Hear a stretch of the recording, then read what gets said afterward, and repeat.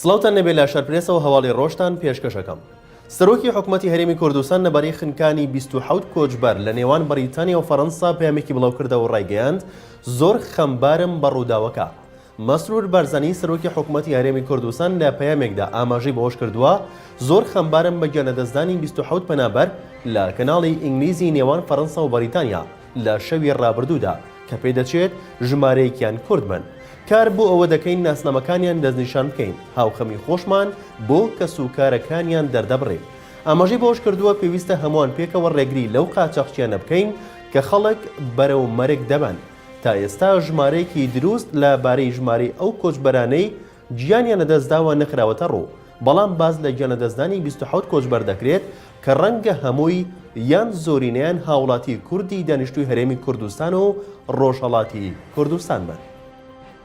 بڕیار بوو ئەمڕۆ لە ڕۆژی ڕوبەڕووبوونەوەی توندوتیژی دژی ژنان لە شاری سلێمانی چالاکیەکی فراوان بەڕێوە بچێت، بەڵام لیژنەی ئەمنی سلێمانی ڕێگری لەو چالاکیە کرد و یەکێک لە سەرپرشتیارانی مەراسیمەکەش دەڵێت 2 هەفتە پێش ئێستا ئێمە مۆڵەتمان وەرگرتووە، بەڵام پێیان ڕاگەیاندین ناتوانین چالاکیەکەمان ئەنجام بدەین.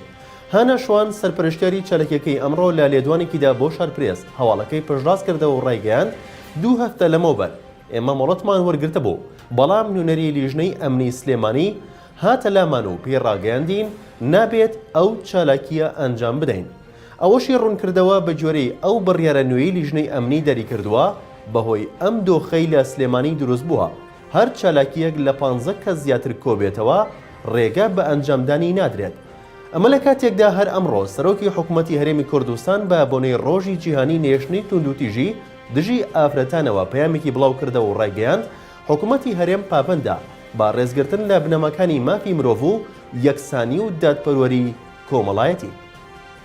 عوسمانی حاجی مەحموود سیاسەتمەداری دیار و ناسراوی هەرێمی کوردستان پەیامێکی بە پەلە بڵاو دەکاتەوە و ڕایدەگەێنێت بەهۆی خراپی بەڕێوەبردن و بێباکی دەسەڵاتدارانەوە هەرێمی کوردستان نغڕۆی نادادی و ستەم و گەندەڵی و نەئارەمی و بێئومێدی و بێمتمانیەکی زۆر بۆتەوە. لە پەیامێکیشیدا بۆ هێزە ئەمنیەکان دەڵێت یەکە و پێکاتە جیاجیەکانی هێزە چەکدارەکانی هەرێم پێویستە واز لە توندوتیژی و ڕەفتاری سەرکوتکەرانە بهێن و بە شێوەیەکی شێو مامەڵە لەگەڵ خوشک و برا خۆپشاندەرەکاندان بکات. لە بەشێکی دیکەی پەیامەکەیدا عوسمانی حاجی مەحموود نووسیوێتی هەڵسوکەوتی ئەم چەند ڕۆژەی دەسەڵات کە لەبری بە دەنگەوە هاتن و جێبەجێکردنی داوە مافەڕەواکانیان بە هەڕەشە و دەستگیرکردن و شەق و توندوتیژی ڕوبەڕووی خوێندکاران بوونەتەوە تەواو ناڕەوایە و بە توندی ئیدانی دەکەین و پێمان وایە ڕێگای دروست بۆ چارەسەری مافەکانی خوێندکاران و کۆمەڵگەی کوردستان بەگشتی بەرپاکردنی عەدالەتی کۆمەڵایەتی و بەرگرتنی ڕاستەقینەیە لەو بەهەدەردان و نایەکسانی و گەندەڵیەی کە سەر تاپای جومگە و پێگەکانی حکومڕانی هەرێمی کوردستانی گرتووەتەوە. سەرۆکوەزیرانی عێراق لەسەر خۆپیشاندنەکانی چەند ڕۆژی ڕابردووی هەرێمی کوردستان هاتە دەنگ و ڕایدەگەیەنێت دەستدرێژی بۆ سەر خۆپیشاندەران و موڵکی گشتی و تایبەتیش ڕەتکراوەیە. مستەفا کازمی سەرۆکوەزیرانی عێراق لە تویتێکدا تایبەت بە خۆپیشاندانەکانی هەرێمی کوردستان و شاری سلێمانی نووسیوێتی ڕووداوە ئازاربەخشەکانی ئەم دوایی هەرێمی کوردستان بە تایبەت شاری سلێمانی ئەزیز پێویستی بە هەڵوێستی بەرپرسانە هەیە بۆ پاراستنی ئاسایشی کۆمەڵایەتی.